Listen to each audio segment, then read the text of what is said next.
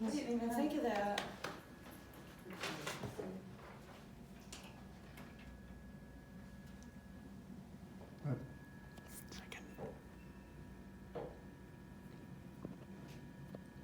Okay, Kathy.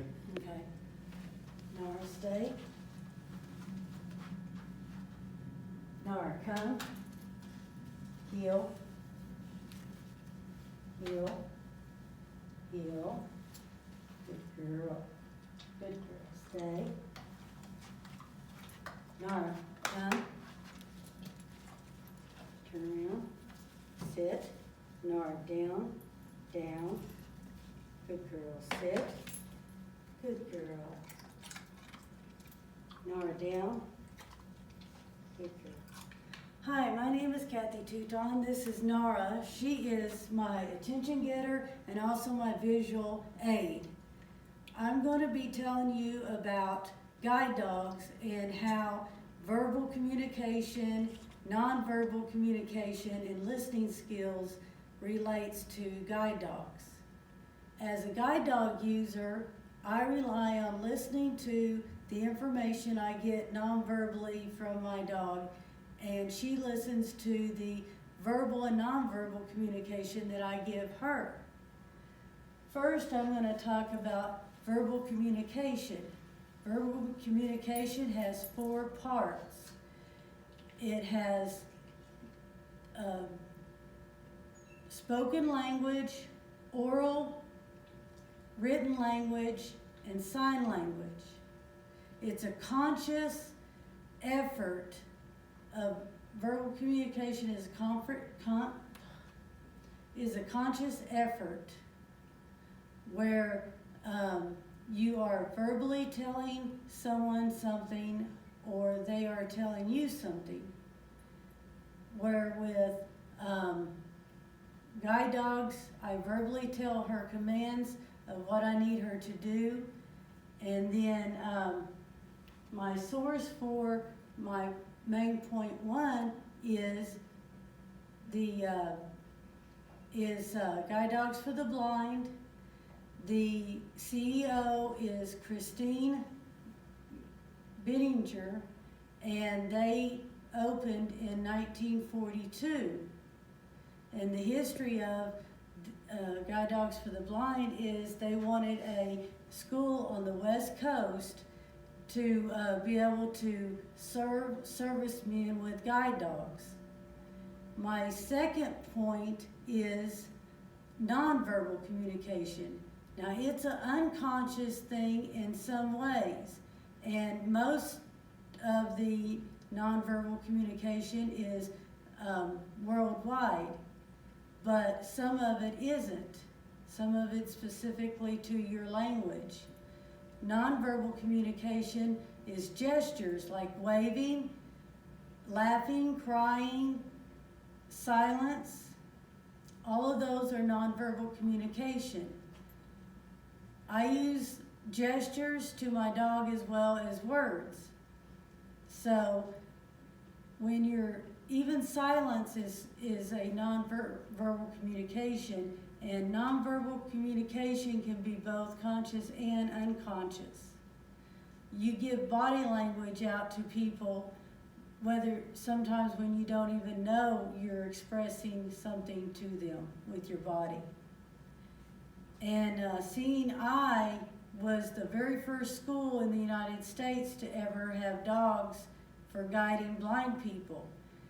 They were created in 1928. Their first class graduated in 1929 in February. And they were serving guide dogs for servicemen who came back blind. The founder of Seeing Eye is Morris Frank. He was only 27 when he first went to Switzerland to get his first dog named Buddy. Like I said, they opened in 1928, and he partnered up with the lady who was training German Shepherds, police dogs, in Switzerland. Then, without nonverbal communication and verbal communication, you also have to have listening skills. I listen to what my dog is telling me. Yes, I listen to what my dog is telling me. My dog communicates with me through nonverbal communication, with body gesture. I feel what my dog is doing through the leash, and I know what my dog is trying to tell me. Listening is different than hearing. Hearing is a physical effort where you're hearing through your ears, the sound hits your eardrums, and it sends a message to your brain. Where listening is a effort where you're actually listening to what someone is saying. And when you're listening to something, like when it's a live activity or a live speech like mine is today, then you have to listen carefully, because you can't always remember things the first time around or understand them the first time around.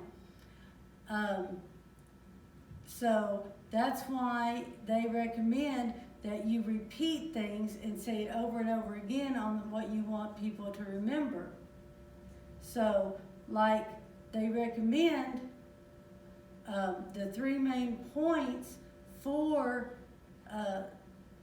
working with guide dogs effectively is verbal communication, nonverbal communication, and listening.